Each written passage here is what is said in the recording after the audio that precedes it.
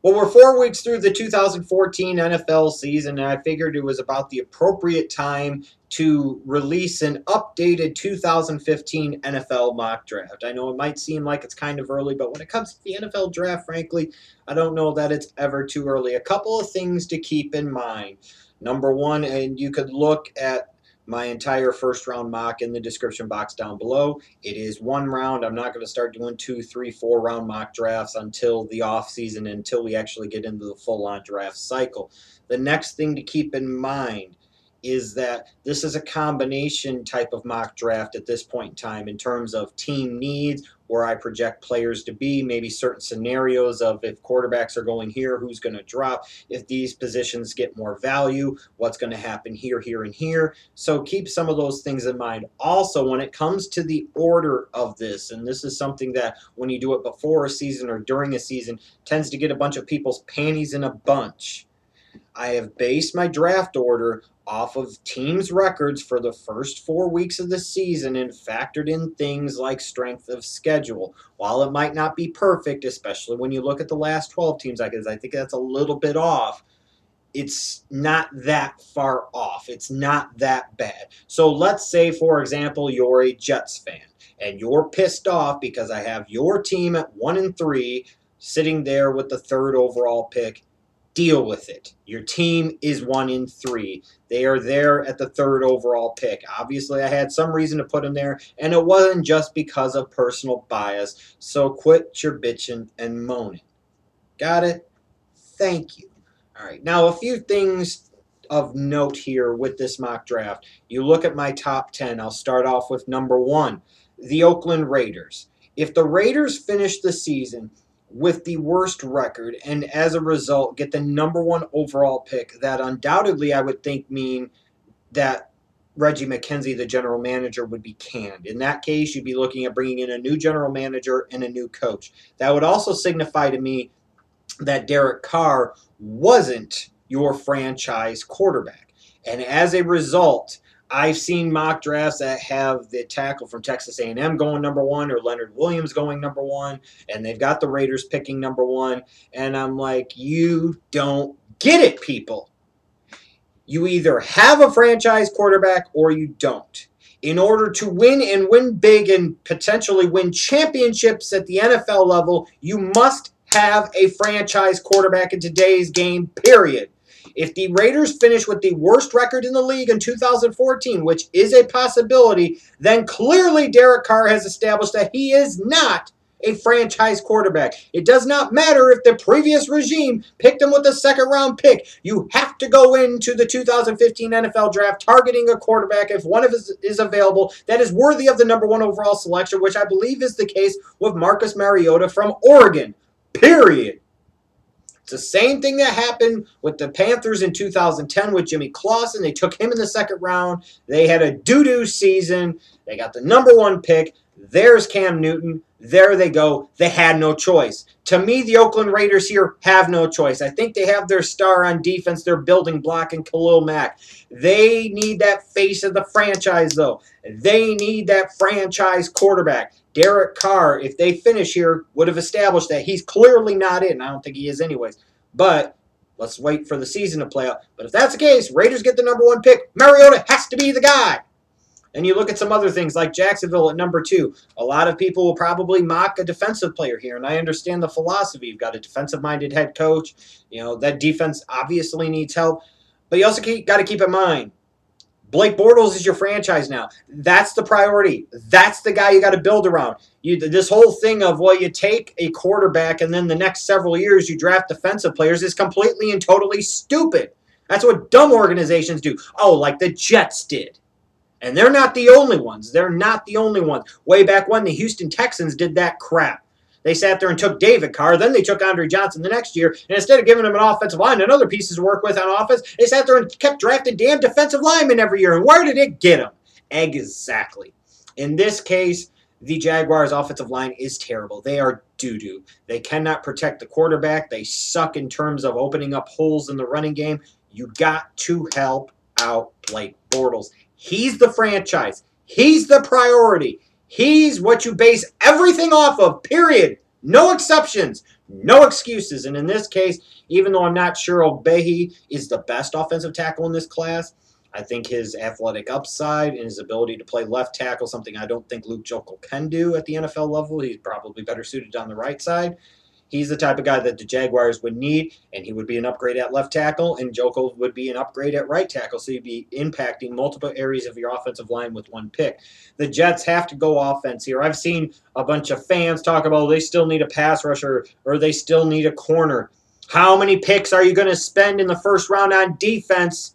And your defense still isn't that damn good, and your team sucks before you realize that you need to balance things out, that you need to get some type of threat on the offensive end. And I see all these draft experts, if you will, the Rangs, the Burglars, the so-ons and so forth, are mocking outside linebackers or corners or a freaking safety again, damn it all, to the Jets. No! Ding-dong, dumb dicks! The reason the Jets are 1-3, the reason why they consistently seem to go downhill now over the past couple of years is because their offense is doo-doo.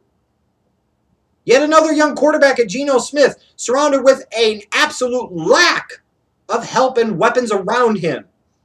Amari Cooper is the man. He has to be the man for the Jets here unless they went Todd Gurley, and I wouldn't knock him for that. But in this case, I go with Amari Cooper. Cut this shit out. No more corners in the first round. Yeah, you need an outside linebacker, but again, how many defensive players are you going to take for the defense to still have freaking holes that you still have to fix? It's ridiculous.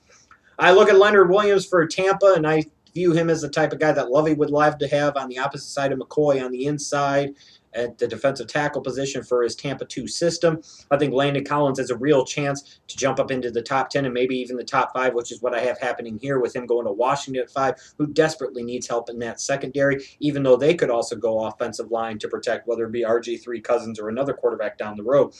A player that I think could potentially shoot up draft boards throughout the season and as the draft process goes along could be Leonard Floyd from Georgia. While people might talk about Wilson or Jenkins at linebacker for Georgia, I think this is similar to a couple of years ago where Jarvis Jones maybe got all the attention, but Ogletree was the better NFL prospect and to me just flat out the better player. I look at a guy like Leonard Floyd and I see an explosive edge rusher with a great burst and first step. And as the draft process goes along, somebody's going to fall in love with him. And a team like the Saints desperately needs an outside edge rusher for their 3-4. Junior Gillette and Paris Harrelson ain't getting the job done, son.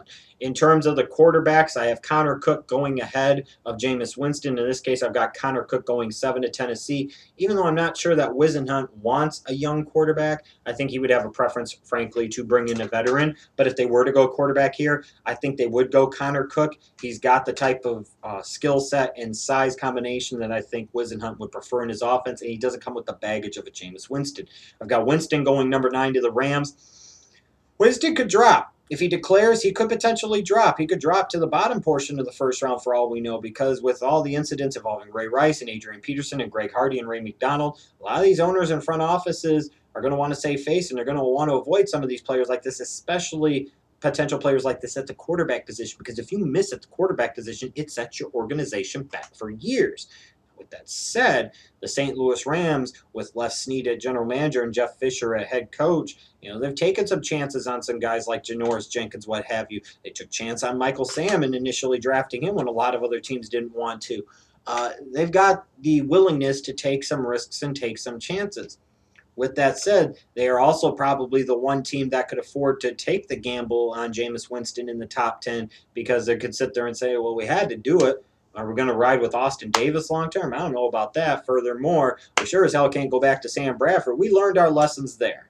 So I think Jameis Winston, if he was to go in the top 10 at this point in time, without knowing how he navigates the draft process in the offseason, I think that's the place right there. In terms of Cleveland, a lot of people would want them to maybe take Todd Gurley or would pray to God that Amari Cooper would drop. A wide receiver is in need. I've got them gambling at number 20 to take Dorial Green-Beckham if he even declares.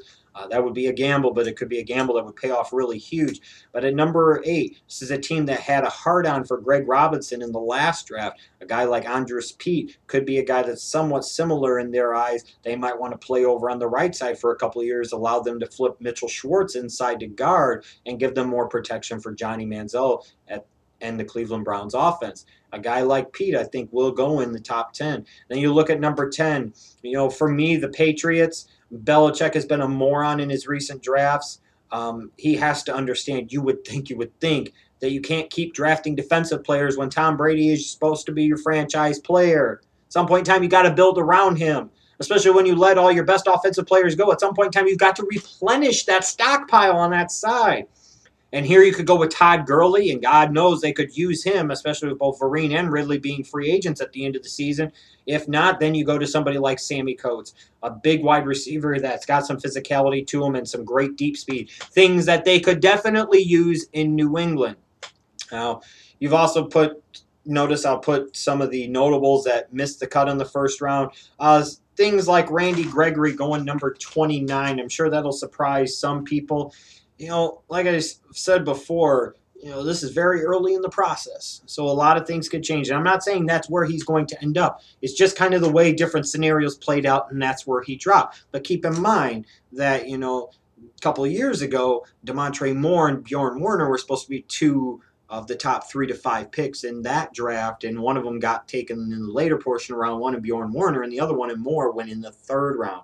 I always think back to Daquan Bowers. He was supposed to be a number 1 overall pick potentially, or some people thought so anyways, and he ended up going in the 2nd round. Michael Johnson, several years back from Georgia Tech, was supposed to be a top 5 pick, and he ended up going in the 3rd round. This type of stuff happens, so you might not agree with me at this point in time, and like I said, I'm not saying it's right, but don't get too carried away blasting me about it, because there's a lot of things left to happen and a lot of things that will change, and I promise you, this mock draft here, as much as anything else to me, is a starting point that I base everything that I do for the next 6 plus almost 7 months.